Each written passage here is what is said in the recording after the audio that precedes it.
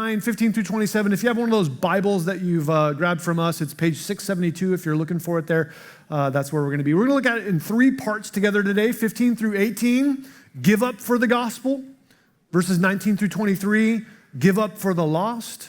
And then 24 through 27, give up for the prize. Now, the church in Corinth, that's where Corinthians, it comes after the city of Corinth, and Paul was an apostle or the church planter for this city, and as he planted the church, he's writing a letter back to this city, and part of what he's writing through in this section we find ourselves in is that the people of the city of Corinth, they tended toward valuing their rights over the weaknesses of others. That's what chapter 8 was all about in 1 Corinthians that we looked at that. Basically, when people had weaknesses and they had preferences, the people of the church would say, that's your problem, bro, not mine. You better get over it, figure it out, because that's your issue. And in chapter 9, what we see is that God wants us the mature of us, to step into that maturity and lay aside our rights in order to prefer the weak. And Paul uses himself as an example of that. He says, look at me and the way that I'm living.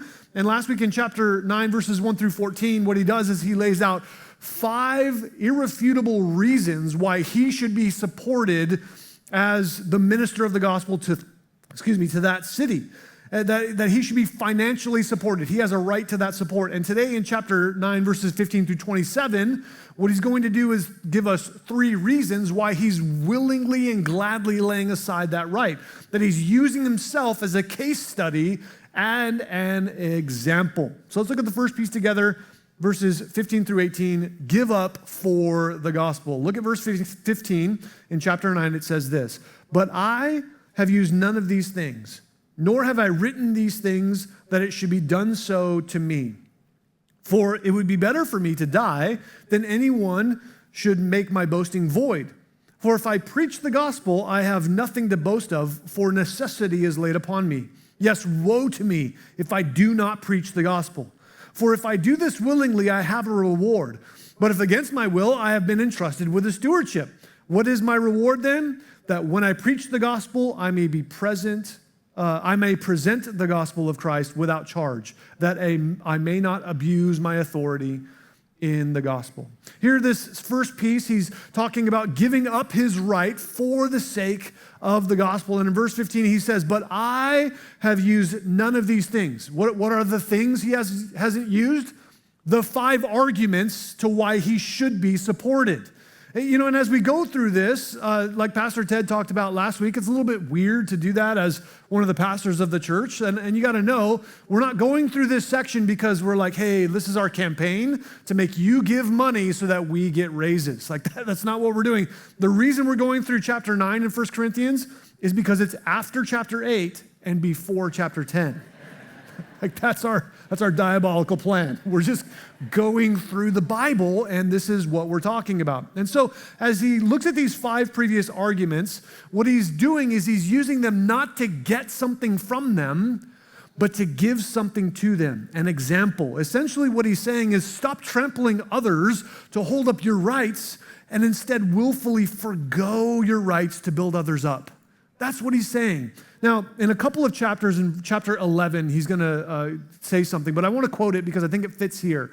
In chapter 11, verse 1, it says this, and you should imitate me just as I imitate Christ. You see, Paul isn't the first one to sacrifice his rights for the sake of other people. Jesus did it first, and Jesus gave up way more than Paul ever would. You see, Jesus gave up his rights to glory and honor and power. Think about it. The God who made everything, Jesus speaks and everything happens. You know, it's like the Big Bang Theory. Jesus spoke and bang, it happened, right? Like that's what we believe. And that God that could make everything, he's born as a baby and subjects himself to being cared for by his creation, to feeling things like hunger and pain and tiredness. This is an insane level of humility that goes far beyond our comprehension. That Jesus is incredible in his ability to do this. He lays down his right to be born. Then he's rejected by the people he came to save. And he's crucified. Why? For you, for me. to take our place. And so Jesus gives up so much. And here's the truth. What you do with your liberties is directly tied to you being used by Jesus. I hope you want to be used by Jesus. It's a big thing to be used by Jesus, and I hope you want to, but here's the key. You can limit your liberties, or your liberties will limit you. That's really what it comes down to. That if you choose not to limit your liberties and you say, I will not limit myself, then that will limit your effectiveness for the sake of the gospel. Being used by God requires that you give some things up, even good things need to be given up in order to serve the Lord. Notice verse 16. He says this, for if I preach the gospel, I have nothing to boast of, for necessity is laid upon me. Yes, woe to me if I do not preach the gospel. As he says this, we've been talking about this. In fact, it's in our first point, this idea of the gospel. The word gospel literally means good news.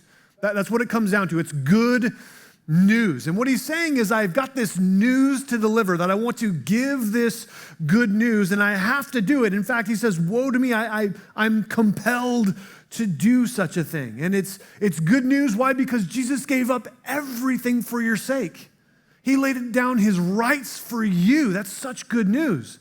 Now, he says it's necessary for me to say this. And what he's getting at is this, that it's not good news if it's just Paul's clever business plan.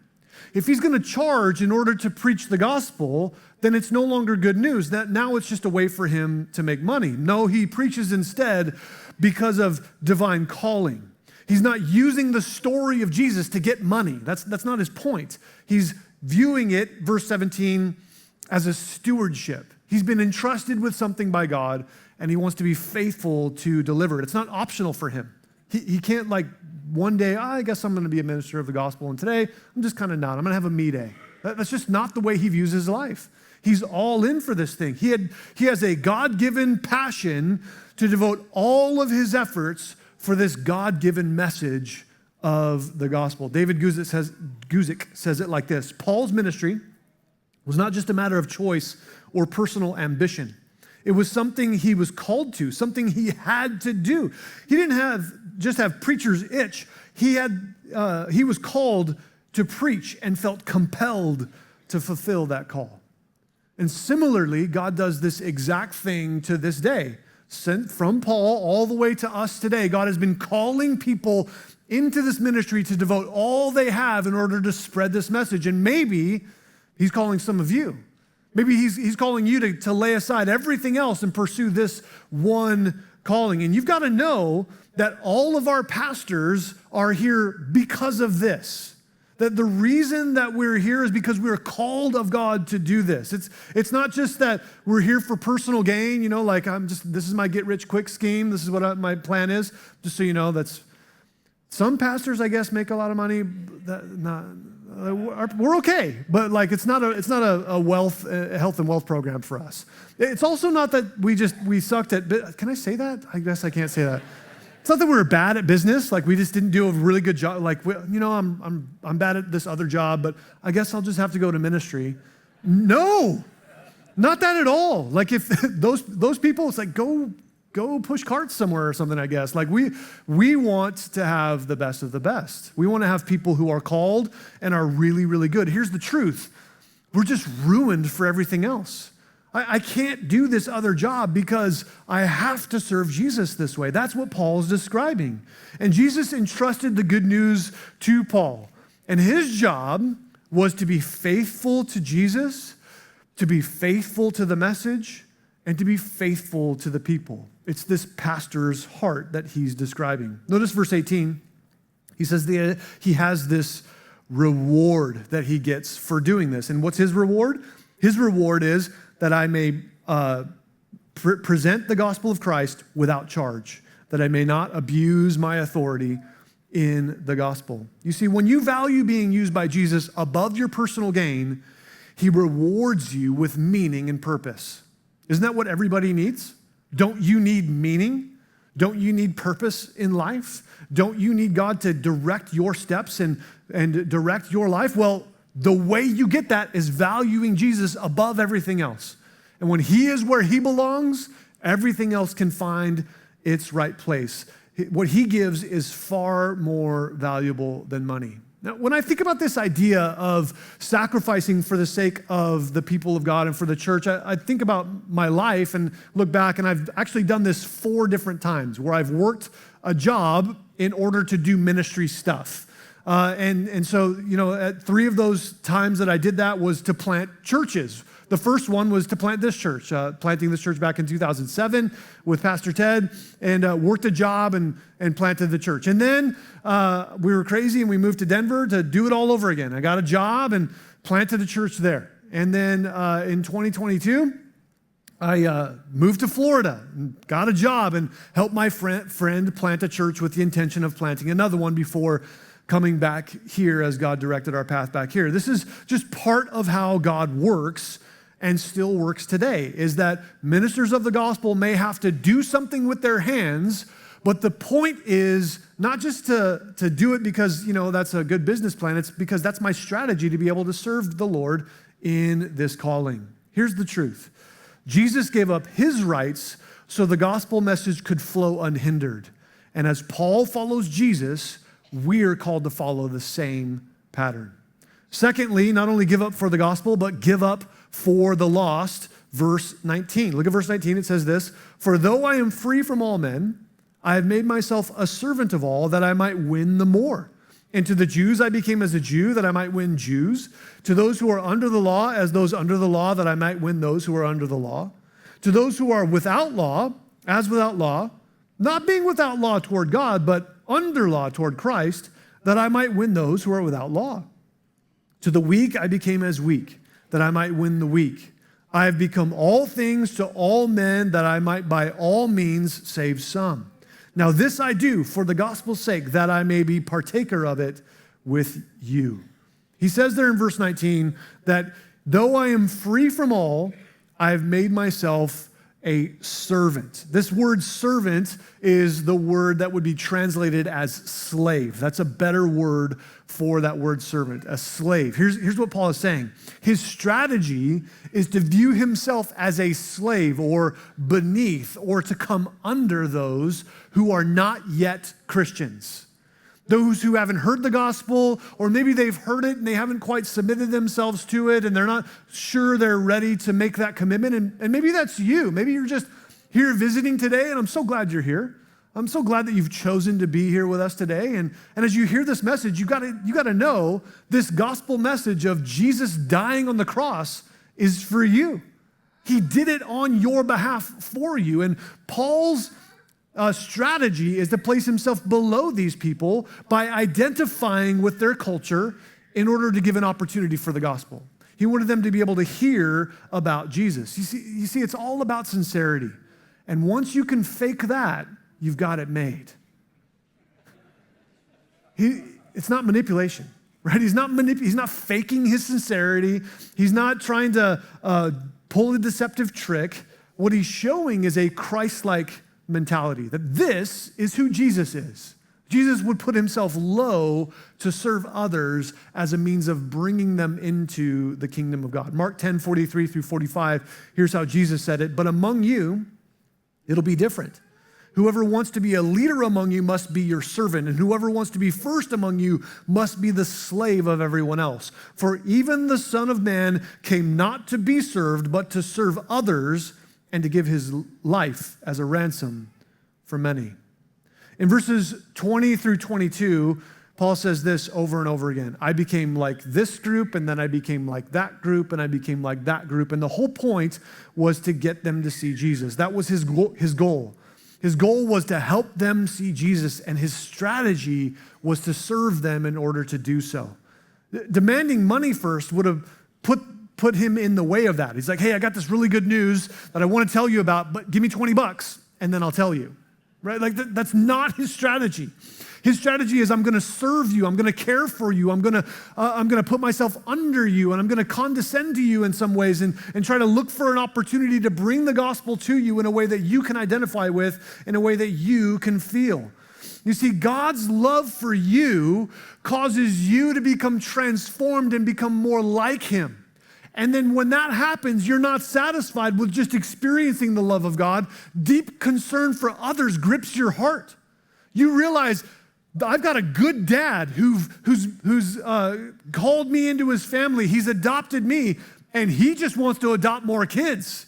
And so anyone who's willing, anyone who wants to be his kid, that's who he wants to adopt. And so you want to just go out and tell everyone and everyone who will listen, that just listen to what I have to say, and you'll know. You see, when concern for others surpasses your concern for self, evangelism begins to take place. But it takes that. You've got to lose concern for yourself in concern for other people. Sadly, love for self is typically what holds us back from presenting the gospel. I'm worried what they'll think about me. I'm worried that they'll think I'm weird. I'm worried that they might criticize me, or they might condemn me somehow, or they might think that I'm one of those fanatics and I'm a Jesus freak and all those kinds of things. But here's the truth. If I love them, then I'll tell them. Here's another way to say it. How much do you have to hate someone to not tell them about Jesus? It's pretty incredible. I've got to, if I actually love them, I should tell them about Jesus. You see, the life of a steward, that's what Paul said he was, is the life of a steward of God, it's a paradox. Look at verse 19. For though I'm free from all men, I've become the slave of them. That I'm completely free in Christ, and yet I purposefully choose to be a servant. Chuck Smith says it like this: Paul sought to win people to Jesus Christ by being sensitive to their needs and identifying with them. We should try to reach people where they are today and expect to see changes later. That's the key, that you reach people with the gospel and then change comes afterward. That's why we don't have things like a dress code, or you have to say a certain set of phrases or whatever in order to get through the doors. That we believe that as you follow Jesus, he'll just fix that stuff in your life. That your language will change, that the stuff you value will change, maybe the way that you dress will change. I don't know, that God will convict you about those things. External rituals and religious ceremonies don't make you accepted by God. And so we don't impose those on people. Instead, we tell them about Jesus, and we let him decide how to make those changes happen. Notice in verse 22, he says this: I have become all things to all men, that by all means I might save some. This is a popular way to say this today, and I get the heart behind this, but I don't think it quite hits it. Here's a popular way to say it: we will do anything short of sin to reach people for Jesus. Have you heard that before? Maybe you've seen something like that on social media. We'll do anything short of sin to reach people for Jesus. And while I kind of get the idea behind that, I think it misses the heart, because anything opens the door to compromise integrity for the sake of results. Here, let me give you an example. I guarantee we can get more people in the building if we give away 5 75-inch TVs every Sunday, right? Like, I'll come to that. And we could be like, but we're doing that, and we know that we're going to give people the gospel, and so it's a good reason for us to do that. I would argue, no, it's not. Tricking people to receive Jesus because you promised them a TV is weird. That's not the gospel. And so we want to focus on what truly matters. Paul is in no way talking about compromise here. Instead, he's advocating for condescension. And here's the difference. When I condescend, I lay aside my liberties. And when I compromise, I lay aside the truth. That's the difference. And so we cannot be willing to lay aside the truth. I'm unwilling to lay that aside, even when it offends you. The gospel is the most offensive thing you could ever hear. Here it is. You're not good. That's the beginning of the gospel. And that's the exact opposite message that the entire world preaches today. The world is saying, you're actually a good person. You're pretty awesome. You're pretty great. And when I stack my life up against yours, I can actually trick myself into thinking I'm a pretty good person. I take my highlight reel and put it up against your faults, and I'm like, I'm looking like a pretty great guy. I love me. This is amazing. But the truth is, my standard isn't you, and your standard isn't me. When I look at myself against Jesus, now I see the right standard. And his perfection and his glory and his holiness is so far beyond anything I could attain to that there's no hope. And that's a key component. You're not a good person. But because Jesus died for you, he can make you a good person. It's Christ in you that becomes the hope of glory. It's him saving you from yourself that causes you to then become the kind of person that Jesus made you to be. You see, Jesus regularly offended the legalism of the Pharisees while lifting hopeless people out of their despair. He was willing to offend legalism with the truth. Often you will read, as you read through the Gospels, and Jesus would heal people, and he did it on the Sabbath, which is Saturday, and that was a religious day, especially for the Jews, when they couldn't do any work. And the teachers of the Old Testament, the Pharisees and the scribes and the Sadducees, they would say, healing somebody on the Sabbath is performing work. And so, Jesus, you're breaking the law of God by healing people on the Sabbath. We would look at that and say, well, that's ridiculous. How could you say such a thing? Jesus is setting people free. And so he's willing to offend their legalism because he didn't break the law of God at all. He actually was fulfilling it correctly in order to uphold the truth. We must be rigid on what while remaining flexible on how. We cannot compromise the gospel. Jesus died for your sin, and the Jesus of the Bible is the only way to heaven. We will be rigid on that. How we get the gospel message to you, we can be flexible on how all of that comes together. Jesus gave up his rights so the gospel message could reach those who needed to hear it. And as Paul follows Jesus' example, so too we must follow in that same pattern. All right, thirdly, not only give up for the gospel or give up for the lost, but verses 24 through 27, give up for the prize. Verse 24, do you not know that those who run in a race all run, but one receives the prize? Run in such a way that you may obtain it. And everyone who competes for the prize is temperate in all things. Now, they do it to obtain a perishable crown, but we for an imperishable crown. Therefore I run thus, not with uncertainty. Thus I fight, not as one who beats the air, but I discipline my body and bring it into subjection, lest when I've preached to others, I myself should become disqualified. He says in verse 24, do you not know that those who run in a race all run? So as any good teacher, he starts in a spot where everyone can get it. If there's a race and there's people running, everyone's running. And I'm like, yes, we all get that. Now the Corinthians, they would get that in a different kind of a way. They were a people who loved athletics. They were really into athletics and competition. They hosted something called the Isthmian Games, which is second only to the Olympics. And so they were really into the games. They were really into athletics and competition. So they understood rules, regulations, winning and losing, and competition and all that stuff. And as you think about that, Olympic athletes must be willing to be disciplined in everything. They have to have this extreme discipline. And if you think about an athlete, let's say an Olympic athlete's going to run the 100-meter or something like that. That athlete is totally free to eat a bunch of candy bars and drink a 2-liter of Coke before going and running their event. But I'm willing to venture a guess that's probably not going to help them to win the event. That they're willing to lay that aside in order to achieve their success and achieve their goal. Hebrews 12, 1 through 2 says it like this. Therefore, since we are surrounded by such a huge crowd of witnesses to the life of faith, let us strip off every weight that slows us down, and especially the sin that so easily trips us up, and let us run with endurance the race God has set before us. We do this by keeping our eyes on Jesus, the champion who initiates and perfects our faith. Because of the joy awaiting him, he endured the cross, disregarding its shame. Now he is seated at the place of honor beside God's throne. I love the way that Hebrews 12, 1 and 2 says this, because it distinguishes between the idea of weights and sin.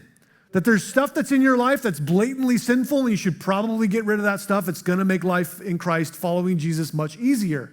But in the race of faith, there are other things that are just weights.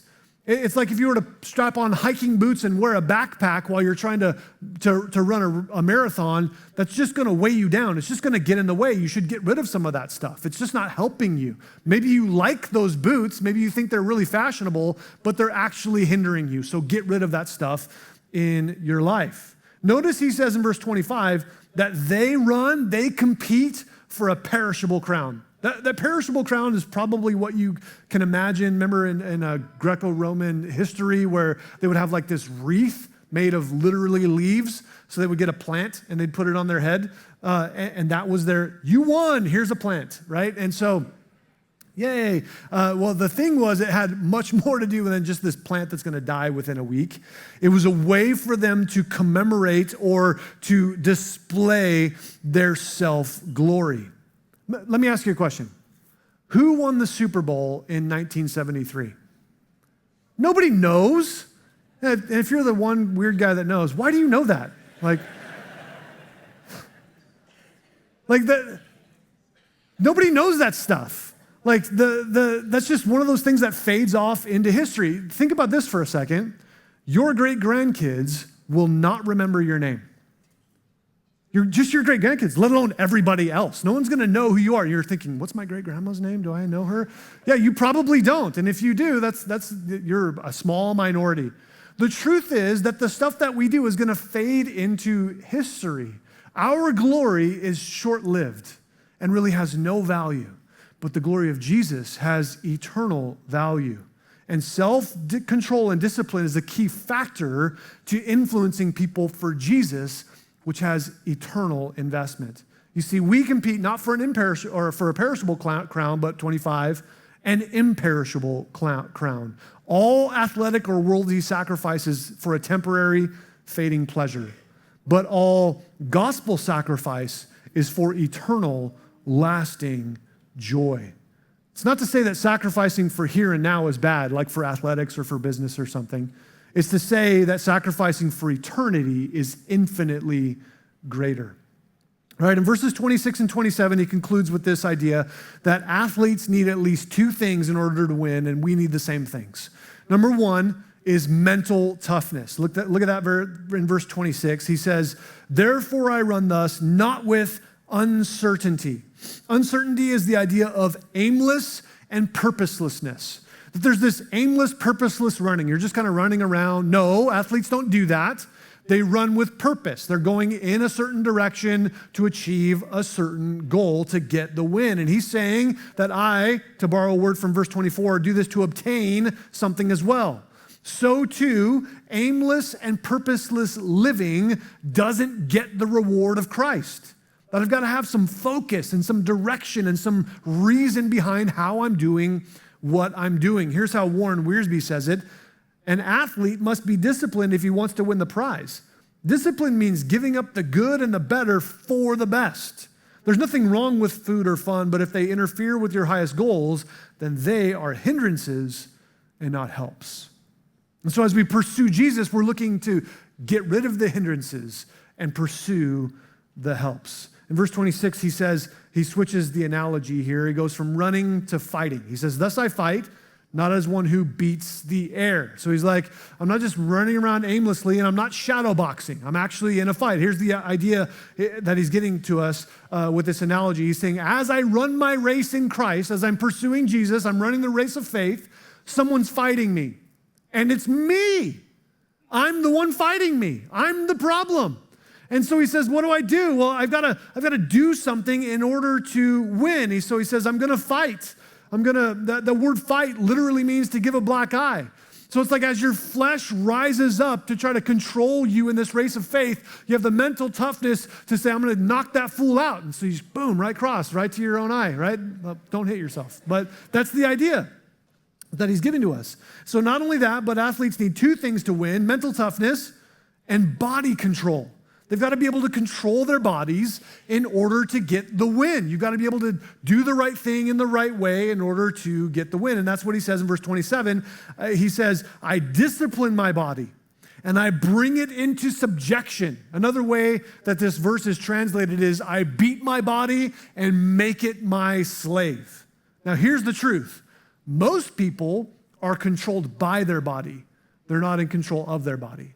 Whatever passion, whatever desire, whatever hunger arises, they give over to that thing because the body is in control instead of you being in control. It tells them what to do instead of them telling it what to do. They submit to their body instead of submitting their body to themselves. And here's the truth. When you lose control physically, you also lose spiritually.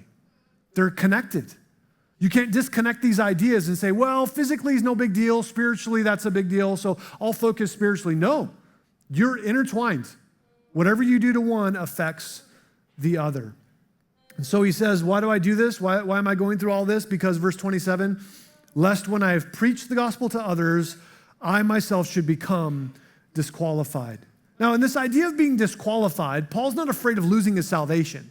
He's not saying, well, I hope that I can actually get into heaven. What he's saying is that he's afraid of losing his credibility to lead others to salvation. He doesn't want hypocrisy, whether perceived or actual hypocrisy, to disqualify his speech as a preacher. Here's how I'll say it, and this might offend you, and I kind of hope it does if it does offend you. Does your life preach so loud that people can't hear your words?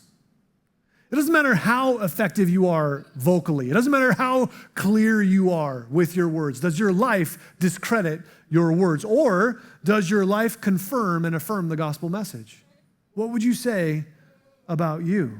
You see, if your life contradicts the message, then no one's going to hear it because your life is too loud.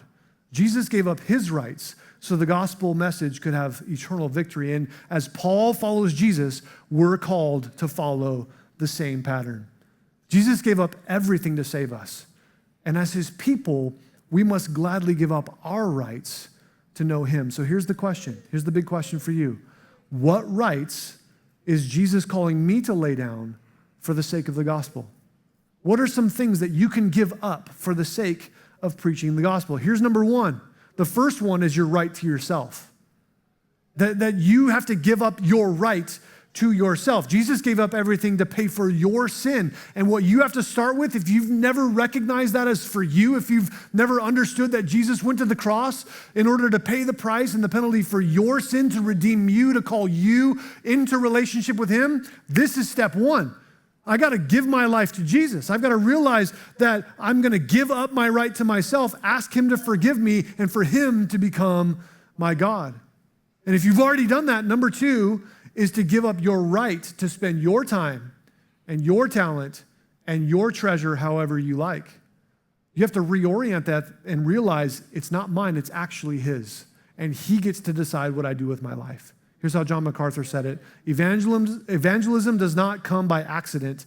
It comes by those who are ready to be used by God.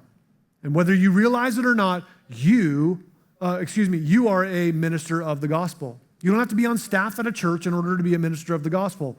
And sacrifice and discipline are keys to your ministry. You have a ministry. Sacrifice and discipline are key elements of that. Here's the question. Will you step toward what Jesus has for you, or will you reject it? All right, today we are going to conclude our service with a baptism. I'm really excited. We love baptisms here and being able to celebrate with baptism. So if you're going to get baptized today, this is your cue. Go to the lobby and start to get ready. Don't wait for me to stop talking. Just get up and go right now. This is your cue to go and get ready for baptism. Now, baptism is displayed for us in Romans chapter 6. And the idea in Romans chapter 6 is that it's a symbol of our identifying with Jesus.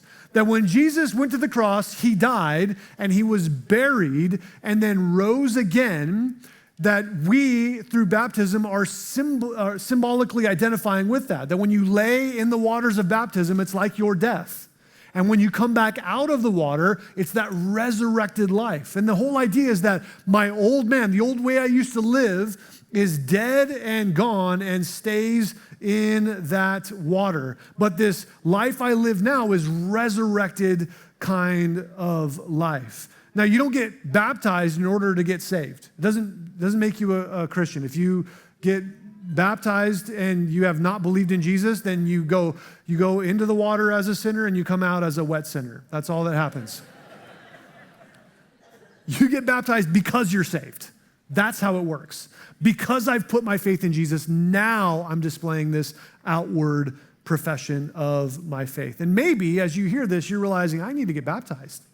I did that, but maybe I got dunked, or maybe my parents baptized me or something when I was a kid, and you want to get baptized, we have the stuff for you. Don't hesitate. Don't worry about it. Go talk in the back.